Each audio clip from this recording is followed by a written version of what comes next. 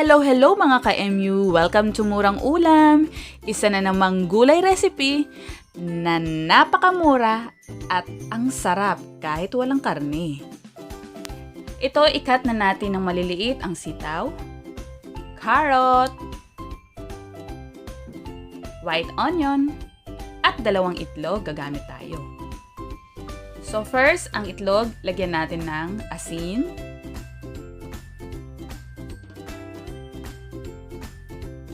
at 3 kutsarang tubig. Ang tubig na ito ay yung normal na tubig lang. Hindi mainit, hindi rin yung malamig. At ibibit natin. Then, set aside natin. Next, magpainit tayo ng konting mantika.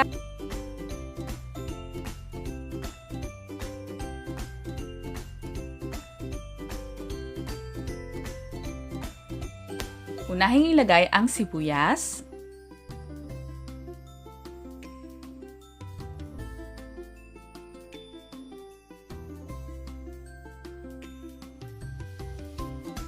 next ang carrots,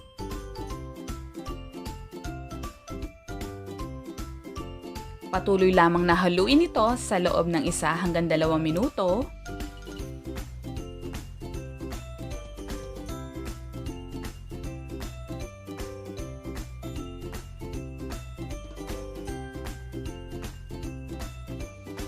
Isunod naman natin ang sitaw.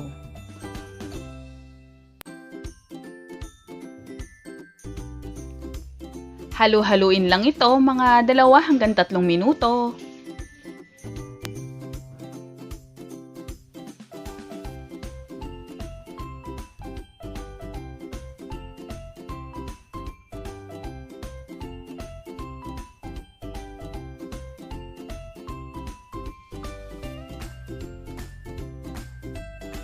Lagyan natin ng oyster sauce.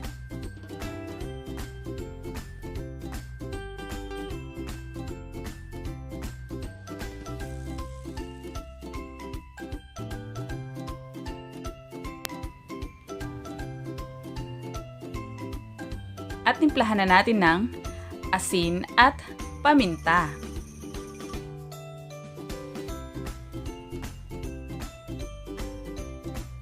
Haluing mabuti para ang mga pampalasa ay manuot na sa mga gulay at i-check kung medyo malambot na ang gulay at huwag i-overcook para may konting lutong pa.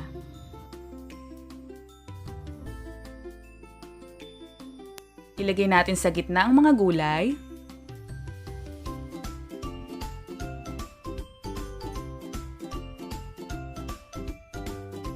At ibuhos sa gilid ang ating itlog.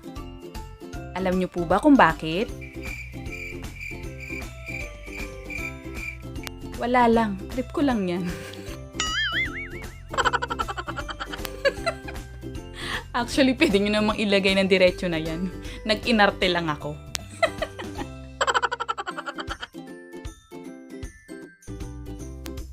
Patuloy lang na haluin hanggang okay na ang itlog.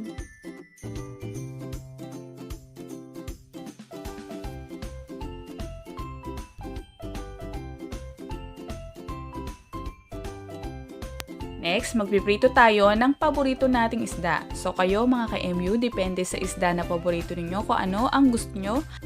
Pwede rin kayong gumamit ng mga murang isda. Pwede rin namang magtuyo, magdaing, magtilis. Pritong galunggong, pritong bangus, pritong tilapia, pritong kahit ano pang isda na gusto nyo.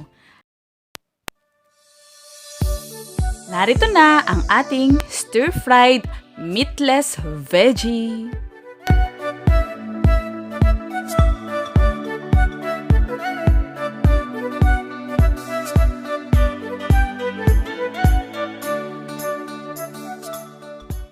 So mga ka-MU, murang-mura lang talaga ang gulay natin na ito. Yung pagprito ng isda, optional lamang. Kung kayo'y nagtitipid at nagbabudget, kahit wala namang isda, okay lang. Ang importante, yung gulay na papasok sa ating katawan ay masustansya.